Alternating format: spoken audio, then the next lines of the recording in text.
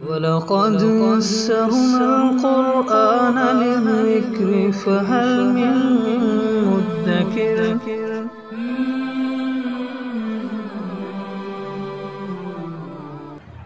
آیت نمبر 3 سورہ طلاق۔ اعوذ باللہ من الشیطان الرجیم، بسم اللہ الرحمن الرحیم۔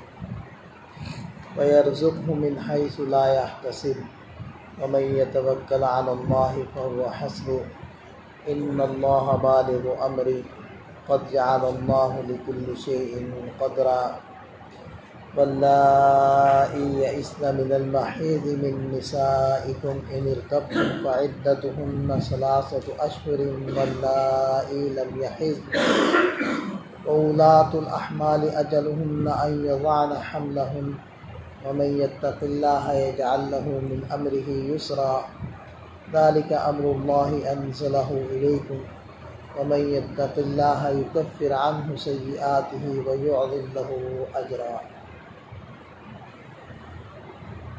سابقہ آیت مبارکہ میں ارشاد فرمایا تھا وَمَن يَتَّقِ اللَّهَ يَجْعَل لَّهُ مَخْرَجًا، کہ جو تقوی اختیار کرے گا تو اللہ تعالیٰ اس کے لیے ہر مصیبت، ہر تنگی سے راستہ نکال دیں گے۔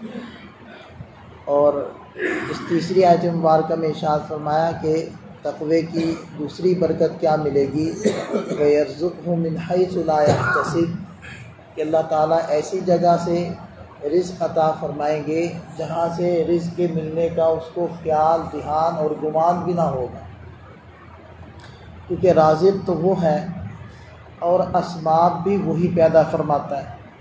اب بعض اسباب تو ایسے ہوتے ہیں کہ انسان کا دھیان خیال اس طرف ہوتا ہے کہ اس سبب سے ہو جائے گا، اس سبب سے ہو جائے گا، لیکن بعض اسباب ایسے ہوتے ہیں کہ جن کی طرف انسان کی توجہ بھی نہیں ہوتی اور وہ یہ سوچ رہا ہوتا ہے کہ کہاں سے ہوگا، لیکن اس کے تقوی، اس کے للہیت، اس کے اللہ تعالیٰ سے ڈرنے، اس کی برکت سے اللہ تعالیٰ ایسے اسباب پیدا فرما دیتے ہیں کہ جہاں کا اس نے کبھی سوچا بھی نہیں تھا۔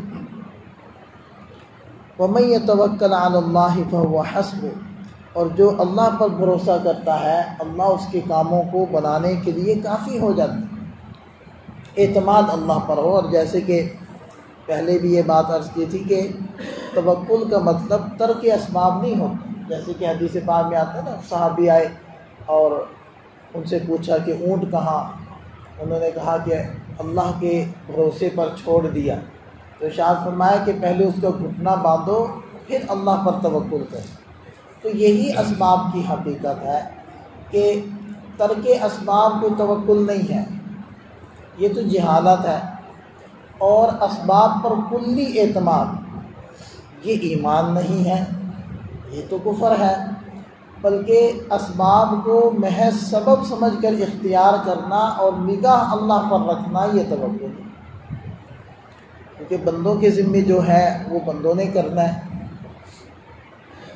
اور ایک حدیث پاک کے اندر آتا ہے کہ جنت کے اندر 70,000 لوگ ایسے داخل ہوں گے کہ جن سے کسی بھی طرح کا کوئی حساب کتاب نہیں لیا جائے گا۔ تو ان لوگوں کی جو صفات بیان ہوئی ہیں ان میں سے ایک صفت یہ ہوگی کہ اللہ پر وہ توکل کرتے ہوں گے، اللہ پر بھروسہ کرتے ہوں گے، اور فرمایا کہ ان اللہ بالغ امری، یقین رکھو کہ اللہ تعالیٰ اپنے کام کو کر کے رہتا ہے، اللہ جو ذمہ کام لے لے پھر وہ ہوتا ہے۔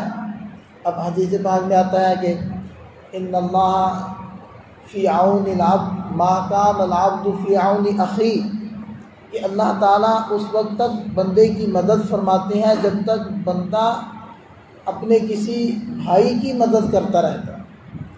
اب دیکھیں کہ یہ بندہ اپنے مسلمان بھائی کی مدد کر رہا ہے تو یہ تو بیچارہ کمزور ہے، اس کے مدد کرنے سے، اس کے چلنے سے، بھاگ دوڑ کرنے سے اس کا کام ہوگا یا نہیں ہوگا، لیکن اس مدد کرنے والے کے کاموں کے بنانے میں تو اللہ تعالیٰ خود لگے ہوئے، تو اس کا کام تو یقیناً ہوگا، کیونکہ ان اللہ بالغ امری، اللہ اپنے کام کو کر کے رہتا ہے۔ لیکن یہ ذہن میں رہے کہ قد جعل اللہ لکل شیء قدرا، البتہ اللہ نے ہر کام کے لیے ایک اندازہ مقرر کیا ہوا ہے۔ یہ اللہ تعالیٰ خود بہتر جانتے ہیں کہ اس کام کو کب، کیسے اور کس نوعیت کا کرنا ہے۔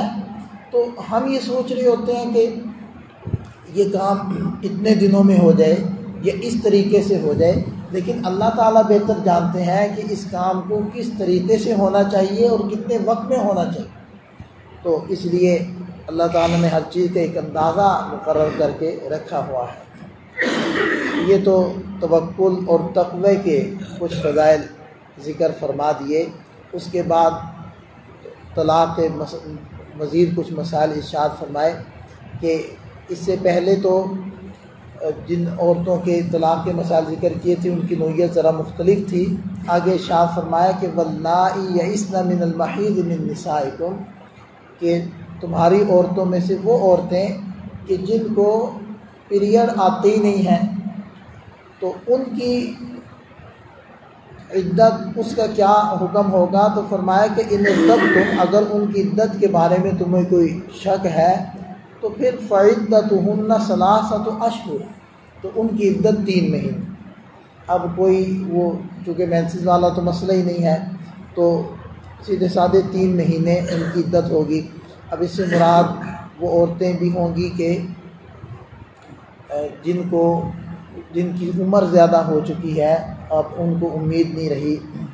اور اسی طرح واللائی لم یحض، وہ عورتیں کہ جن کو مینسز ہوتے ہی نہیں ہیں، تو اس سے مراد یہ بھی ہو سکتا ہے کہ جن کو کسی بیماری کی وجہ سے، مطلب وہ بانجھ ہیں اس وجہ سے ان کو مینسز نہیں ہو رہے، یا پھر عمر چھوٹی ہے اس وجہ سے نہیں ہو رہے، تو سب کا حکم یہی ہے کہ 3 مہینے وہ اپنے شمار کریں گی طلاق ملنے کے بعد۔ اور پھر فرمایا کہ وَأُولَاتُ الْأَحْمَالِ أَجَلُهُنَّ أَن يَضَعْنَ حَمْلَهُنَّ، کہ جو امید سے ہوں گی ان کی عدت یہ ہے کہ وہ اپنے حمل کو وضع کر لیں، یعنی کہ جن لیں۔ اب اس میں کتنا وقت لگتا ہے؟ اس میں 3 مہینے لگتے ہیں، 6 مہینے لگتے ہیں، 8 مہینے لگتے ہیں، یا پورے 9 مہینے لگتے ہیں؟ ایسا بھی تو ہو سکتا ہے نا کہ طلاق جب دی ہے تو اسی وقت امید لگی ہے، تو پھر تو پورے 9 مہینے وہ گزریں گے تو عدت مکمل ہوگی۔ ہاں اگر اس سے پہلے کسی بھی وجہ سے وضع حمل ہو جاتا ہے، جیسے کہ ابارشن وغیرہ کی شکلیں ہیں، تو اس میں بھی عدت اس کی مکمل ہو جائے گی۔ اور یہ بھی ہو سکتا ہے کہ طلاق ملنے کے 1 گھنٹے کے بعد ہی پیدائش ہو جائے، تو وہ پھر 1 گھنٹے ہی اس کی صرف عدت ہوگی۔ وَمَن يَتَّقِ اللَّهَ يَجْعَل لَّهُ مِنْ أَمْرِهِ يُسْرًا، آگے پھر تقوی کے فضائل ارشاد فرمائے کہ جو اللہ سے ڈرتا ہے، اللہ اس کے کاموں کو آسان فرما دیتے ہیں۔ اور یہ بات عرض کرتی تھی کہ طلاق کے مسائل کے ساتھ تقوی کا تذکرہ بار بار کیوں آ رہا ہے؟ کیونکہ ان چیزوں کے اندر، کیونکہ عورت بہرحال کمزور ہوتی ہے، اور جو لڑکی والے ہوتے ہیں وہ بیچارے بہرحال پھر بھی دبے ہوئے ہوتے ہیں، ان کی ٹانگ نیچے ہی ہوتی ہے، اور لڑکے والے اور لڑکے اس کی ٹانگ اوپر ہی ہوتی ہے، اور ان کی بات کو زیادہ وہ لیا جاتا ہے۔ اس وجہ سے وہ الزام بھی لگا سکتے ہیں، وہ کوئی بھی بات کر سکتے ہیں۔ اس لیے بار بار تقوی کا حکم آ رہا ہے کہ ان معاملات کے اندر اللہ سے ڈرنا ہے، زیادتی نہیں کرنی۔ ذالک امر اللہ انزلہ الیکم، یہ اللہ کا حکم ہے جو اس نے تمہاری طرف اتارا ہے۔ ومن یتق اللہ یکفر عنہ سیئاتہ، اور جو اللہ سے ڈرے گا اللہ اس کے گناہوں کو معاف فرما دیں گے۔ ویعظم لہ اجرا، اور اس کو زبردست اجر عطا فرمائے۔ اب دیکھیں کہ یہ جو آیات ابھی گزری ہیں، ان آیات میں تقوی کے 5 فضائل ذکر فرمائے۔